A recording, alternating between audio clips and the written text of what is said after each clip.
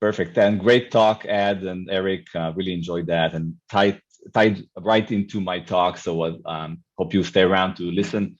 So I'm the CTO at Perception Point. And today, in the 20 minutes that I have, I'm going to just focus and zoom in, as Ron said, on the browser, which is, into our perspective, a major attack vector that you really should pay attention to in today's threat landscape. And in the next 20 minutes, I'm going to do a really quick recap of the top user-related attack vectors that we've seen in the past year. And to complement what Ed and Eric showed, I think it's aligned with what you presented, guys. I'm also going to then talk about the pros and cons of some of the traditional security approaches to try to protect the browser and web-based threats. So if you're looking to enhance your security in this area, and I think you should, that would be helpful, hopefully practical information for exploring different options. And third, I'm going to focus on some emerging modern approaches to prevent advanced web-based attacks. And I hope this will also be educational and useful for you as you look into that. So let's get started. So to complement the stats shown earlier, what we've seen in another great report from Verizon, the famous Beer report just released a few months ago, is that web and email come up as the top 2 attack vector and verified breaches based on a sample of thousands of breaches across verticals and industries. And even if you look at the top 5, you see human error, file downloads, malware coming over and over again. And in all of those, the common factor is the browser, right? If you get an email with a phishing link or with some kind of a document, it will typically open up through the browser. You will download the file there, or you'll get into a phishing website there. And whether it's from email or from any other SaaS app, you'll end up doing something wrong in the browser, as well as the other human errors and backdoors. They originate and involve a browser at some point, right? And on top of this, ransomware, as mentioned before, now 1 in every 4 breaches, according to the Beer, which is amazing. And if you think where ransomware is coming from, again, phishing link, email with links or attachments in email, or cloud storage, or any kind of SaaS app where you get the link and you download the malware, and from there the rest is known. So again, the browser plays a key part in those attacks and needs to be looked at, right? And third is the other aspect we didn't talk about today yet, I think, which is insiders, right? The internal actors. So when you look at breaches, it's not just about the external attack, the cybercrime, and so on, but also a disgruntled employee, or human error, or a third party that has access to your systems. And by the end of the day, this is 20% of all breaches, and something we have to look into. And again, if you think, how do insiders get to significant amounts of data? In many cases, it's simply by going to their SaaS app, where there's a lot of sensitive data, downloading, exporting the data, and copying it to wherever they want to copy it. So another reason we need to have security baked into the browser. So that's my point here, right? We need to make sure we look deeply into how we protect the browser. Because today, if you look at the attacker's perspective, there's more and more focus from the attacker's perspective on web apps. They know that the world has moved into SaaS, and we're no longer using fat clients and desktop apps and so on. We know that most users spend most of their time in the browser. So this is where the attackers are looking. And they actually find dozens of browser 0 days annually in Chromium, which means that they impact Chrome and Edge.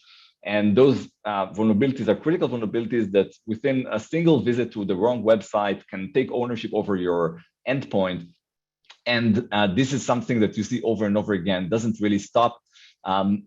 Beyond that, of course, they build phishing websites and they kind of make it more and more sophisticated to impersonate the brands like Microsoft and others to make sure that the victims fall into this trap and get provider credentials or download some malware in a watering hole.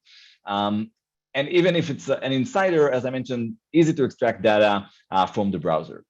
Now, from the defender's side, it's hard to blame the security teams because they have so much on their plate, right? A lot of traditional attack vectors that they need to take care of. sometimes to check the box and pass an audit, sometimes because you need to invest in other areas. But sometimes the browser is staying neglected with insufficient protection, especially as the browser and the web is becoming more complicated. And the tools that have been working for us in the past decade are no longer appropriate, with the web becoming more encrypted end-to-end, and with all kinds of modern SaaS apps that are as complicated as a full desktop app. And also add to that remote work, COVID, hybrid work, where people are working from home and not necessarily having the traditional controls that they used to have in the perimeter, be it a secure web gateway or some kind of inspection of their traffic. And finally, people are doing things in the browser that also compromise your data, like client-side, browser extensions or malicious activity within the browser. And you want to make sure you're protecting against that. And in most cases, there's insufficient controls around what's happening actually inside the browser. So that's kind of a snapshot of where we are today. And if you're looking or planning to look into enhancing your web security and browser security, I picked just a few of the top approaches we see out there with our customers, how they try to protect against web threats, and kind of to cover what are the pros and cons and challenges that they bump into.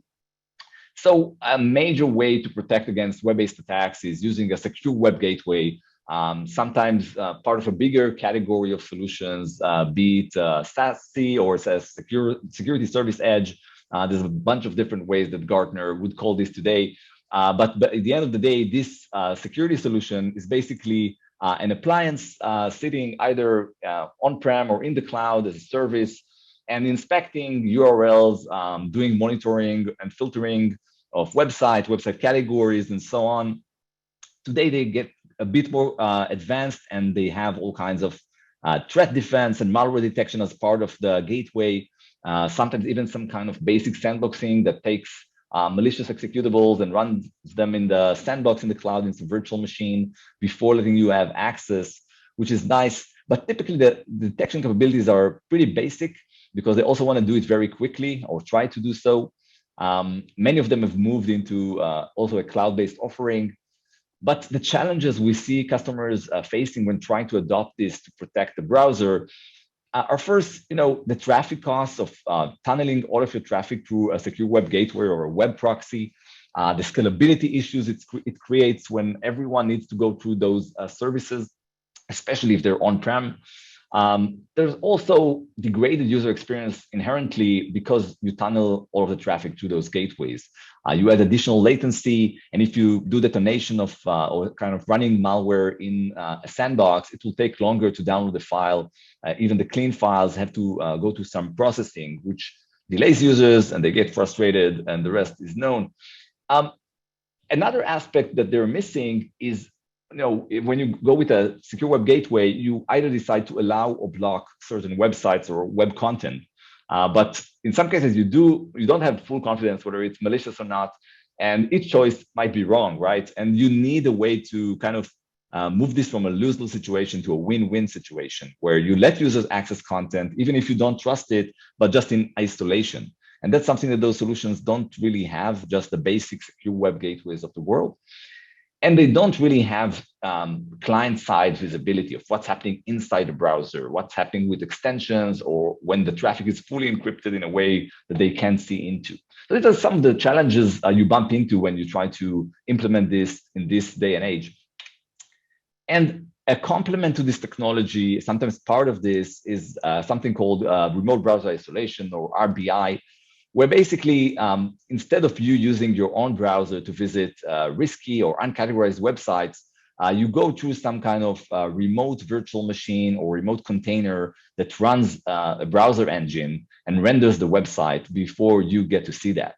And then when you visit a malicious website with some vulnerability, or when you download a malicious file, it stays within that remote isolated browser, right? And the way the user sees the browser is by similar to how you would watch a video on YouTube via video streaming, or in some cases, they reconstruct the website, the DOM of the website, and build it back up in the endpoint. So they mess around with the website in one way or another to give you the feeling that you're running a normal browser, but behind the scenes, it's running remotely. Now, this is nice to give you secure access to this kind of risky websites.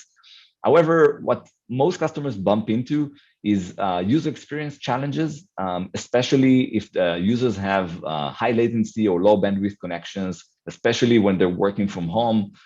This could really impact the experience. Like imagine every click you're doing, going to another hop in a remote browser before going to the final destination. What all you wanted to do is visit some cloud app.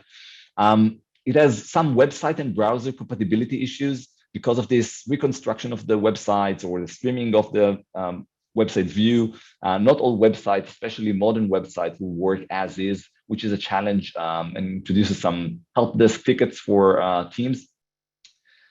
There's a high cost per user because eventually you need to pay for those remote virtual machines or remote containers. Someone will need to pay for that, and this will be expensive at scale if you do that. And there's challenges with all kinds of corner cases, which are now becoming more and more common when you need to do video conferencing within the browser or plug USB devices to authenticate or to print. So these solutions might suffer from those limitations. And finally, most solutions in this category focus on the isolation aspect, but don't have any serious threat detection or prevention, like advanced phishing detection. And that's something that can limit what they can do. And like if you get a social engineering attack, like a business email compromise or some phishing website asking for credentials, this won't help you against that because eventually, even if it's isolated, it doesn't really solve the problem. So that's kind of another category people are looking at when trying to secure the browser. And a third one is some enterprises that try to go with the native built-in browser security controls you have with Chrome or Edge, which are now becoming more sophisticated, but are still relatively basic. Both Chrome and Edge have things like data loss prevention controls, preventing you from doing clipboard copying and pasting of sensitive content or downloading files. You can limit that in all kinds of ways. They have a way to limit your browser extensions and do some basic detection of websites and downloads in the browser from Google or Microsoft, which is nice as basic hygiene. But eventually, in the real world, and what we do at Perception Point is providing this managed service that sees those kind of attacks at scale, including prevention of phishing and business email compromise and malicious downloads. And we see that in practice, those defenses are not really facing the threats in a good way, and threats go in regardless. And as a proof of that, also you can see the amount of ransomware and malware and phishing attacks that are successful. You know, if the built-in Chrome or Edge controls were working properly, you wouldn't have as many attacks going through. So again, another problem here is that you don't have significant isolation capabilities. Chrome, for example, is just running as another app on your OS, and if it has some vulnerability in it, then your machine can be owned and completely, hacked by the bad guys. And of course, no significant encryption of the downloaded data that users get through the browser. So if you download sensitive information, it stays on your disk for ransomware to collect and exfiltrate. And there's no real protection of the browser in this way. Those kind of top three ways to try to protect against web-based attacks and to protect the browser. And in light of these drawbacks of these solutions, there's been in the last year some emerging approaches that try to rethink web security and how we protect the browsers. And sometimes it's called browser security, sometimes it's called enterprise browser. But the main idea behind those approaches is to treat browsers as a critical line of defense that you treat seriously, not as an afterthought, but as an integral part of how you browse super risky or super sensitive web apps, and puts a lot of security controls around the browser, inside the browser. And this is a promising emerging category. And of course, the different vendors here vary significantly in terms of their security capabilities, what kind of detection, prevention, isolation they offer. what kind of accuracy and speed they have to detect threats in the real world, including their ability to stop advanced and zero-day attacks, whether they come as a product that you need to configure and monitor, or whether they come as a managed service, and of course, the level of compatibility they offer with the web, with browsers, and with the enterprise ecosystem in general. So that's kind of something to look at for. And if you're looking to adopt this new category of browser security or enterprise browser, I would highly encourage you to look at three main buckets. The first is the user experience. The second is the level of threat prevention you gain. And the third is the manageability. So from the user experience perspective, you need to make sure you support standard browsers from Microsoft and Google as is, be it Chrome or Edge. You can't reinvent the wheel and give users a whole new browser experience. And you will not be able to keep up with the innovation by Microsoft and Google in the standard browsers, and you want to be able to use their features. You want to make sure that users don't get a lot of false positives, that they're not blocked when trying to visit legitimate websites, and that they don't have significant latency as they browse the web. You want to make sure it's fully compatible with the web, with any website, any application, and there's so many of them out there today. And still to enjoy all of the modern browser features like single sign-on and password management and extensions and so on. So this is super important. Otherwise, your security will not be accepted in the organization. Second is the level of threat prevention. You need to make sure you block both internal insider threats and external threats. And if you can, find a solution that does strong isolation of the browser, not just detection, so that when there is a zero-day vulnerability in the browser, you can really eliminate the risk and the impact from such attacks. You want this to be super accurate and protect also against insiders leaking data out of the browser, as well as go for a solution that sees the wide picture across not just the browser, but other attack vectors like email, collaboration apps, storage, and so on. And finally, as I mentioned, look for enterprise manageability, something that comes as a managed service that, assuming you don't have the manpower for a huge SOC team, you can cope with in a scalable, cost-effective way that's easy to deploy and compatible with the browser ecosystem in general. And last but not least, of course, Perception Point, as part of its offering, also offers advanced browser security, putting isolation, detection, and prevention around the browser. And this is exactly what we've built, something that can do advanced in-depth detection of the browser using any standard browser like Chrome or Edge that runs locally on your machine and doesn't require to proxy traffic and to delay the users, with a lot of built-in browser DLP controls to prevent leakage of data by screenshots or by taking files out. And on top of this, we were able to isolate the browser in a lightweight local VM. So even when you're visiting a website, which is high risk, and it has a zero-day vulnerability, it doesn't get out of this local virtual machine. And regardless, Perception Point doesn't just offer web security, but also email security, collaboration apps, cloud storage, and others. And we can see the big picture and stop campaigns, other tracks with a managed service that is included with the offering. 24/7 IR team that acts as your extended SOC and looks at every incident to troubleshoot and really give you just the real true positives to handle. And of course, all of this is easily deployed either as a browser extension or a light agent, depending on what you're looking to achieve. So this has been my turbo mode, 20 minutes on browser security and why it's interesting and important to focus on that, and reach out if you're interested in learning more.